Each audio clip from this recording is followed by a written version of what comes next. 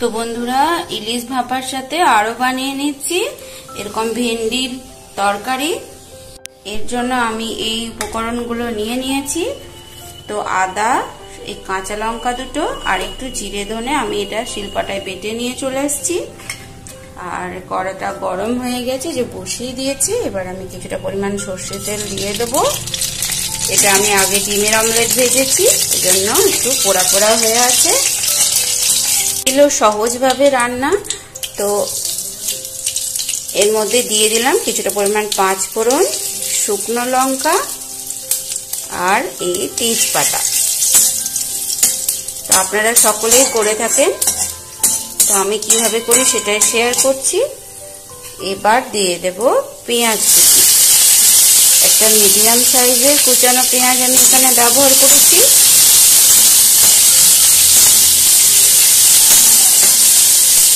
তো পেঁয়াজটা ভাজা হতে থাক। বন্ধুরা, এবারে রসুনটা আমি থেতো করে নিয়ে এসেছি। এখানে 5 কোয়া মতো রসুন আছে, বেশি রসুন আমি ব্যবহার করিনি। এবার রসুনটা দিয়ে আর একবার ভালো করে ভেজে নিচ্ছি। এবার আমি যে ধুয়ে রাখছি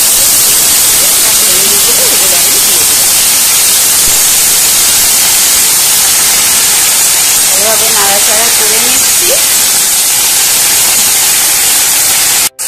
খুব মজার বিষয় হচ্ছে যে আমি এইভাবে রান্না করে থাকি।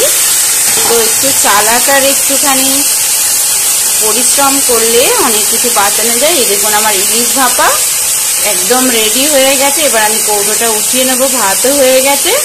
তো একদমই ফ্যান মানে শুষে নিয়েছে বা তলায় আছে, কিছু অসুবিধাই নেই। এবার টুক করে কৌটোটা তুলে নেওয়ার পালা। আর এই যে আলুটাও এর মুখে আমি দিয়ে দিয়েছিলাম, তারপরে সিদ্ধ হয়ে গেছে 80% মতো। এবার আমি এই তরকারির মধ্যে আলুটাকে অ্যাড করে দেবো। তো আপনারা এভাবে না পারলে আলাদা করেই সিদ্ধ করে নেবেন। আলুটা সবসময় সিদ্ধ করে ব্যবহার করলে তরকারির টেস্ট খুব ভালো হয়। যারা সুগারের পেশেন্ট তারা যদি আলু খেতে চান, তো আলু আলাদা করে সিদ্ধ করে জল ফেলে খাওয়াই ভালো। এটা তো শুধুমাত্র ভাপে সিদ্ধ হয়, তাই জল ফেলার আর কোনো সুযোগই থাকে না। সেক্ষেত্রে আলুটা আলাদা করে নুন দিয়ে একটু সিদ্ধ করে নেওয়াই ভালো।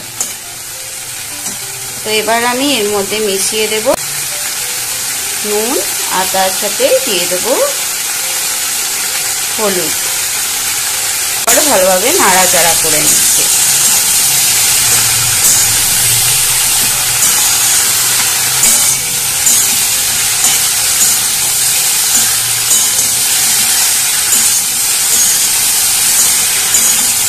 এভাবে করে করলে ঢেঁড়সটা বেশ দেখতে সবুজ থাকে আর খেতেও খুব সুস্বাদু হয় সবজিটা। আপনারা যেভাবে করেন একবার এভাবে করে দেখবেন, খুব চটজলদি হয়েও যায়, ঝামেলা ছাড়া। তো এবার আমি এটাকে ঢেকে দিচ্ছি। একটু ঢেকে দিলাম, গ্যাসের ফ্লেমটা লো করে দিচ্ছি। এটা হতে থাক, ততক্ষণ আমি এই যে মশলাগুলো শিলপাটায় পিষে নিয়ে আসছি। তো বন্ধুরা, এই যে অনেকটা কষানো হয়ে গেছে। পেঁয়াজ রসুন দিয়ে একবার ভালো করে নুন হলুদ দিয়ে আলু ঢেঁড়স খুব ভালোভাবে ভেজে নিয়েছি। এবার আমি মশলাটা আদা জিরে ধনে আর কাঁচা লঙ্কার বাটনাটা চলে এসেছি শিলপাটায় বেটে। আপনারা চাইলে মিক্সি ব্যবহার করতে পারেন। আবারও ভালোভাবে একবার কষিয়ে নেব।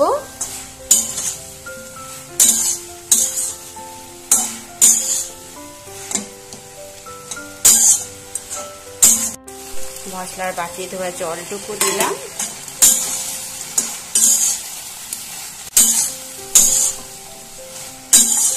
তো বন্ধুরা, আমরা তো বাঙালি, তো বাঙালিরা সবসময় একটু কঞ্জুস প্রকৃতির হয়, কেউ প্লিজ রাগ করবেন না। তো অনেক বুদ্ধি করে অনেক খরচা বাঁচায়। তো অনেকেই রোজগার করে সেভিংস করেন, আর আমরা খরচা বাঁচিয়ে সেভিংস করি। এদিকে দিয়ে দিচ্ছি কিছুটা পরিমাণ জল। তো এটা একটু কুসুম গরম জল, আপনারা চাইলে ফুটন্ত জলও দিতে পারেন। গরম জল দিলে সবসময় তরকারির স্বাদ খুব ভালো হয়। তো খুব সিম্পল ভাবে সহজে ঝটপট এভাবে রান্না হয়েও যায়, আর খুব হেলদি রেসিপি তৈরি হয়। আবারও দিয়ে দিচ্ছি 5-7 মিনিটের জন্য চাপা ঢাকা। ঢ্যাঁড়সের সবজিটাতে একটুখানি চিনি অ্যাড করলাম, আপনারা চাইলে এটা স্কিপ করতে পারেন।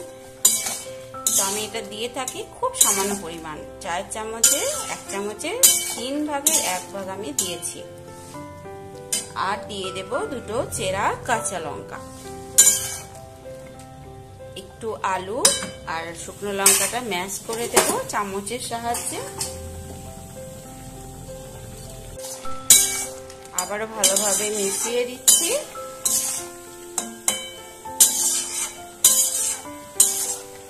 নামানোর পর আমি আবার আপনাদের সাথে শেয়ার করছি। বন্ধুরা, ঢ্যাঁড়সের সবজিটা আমি নামিয়ে নিয়েছি।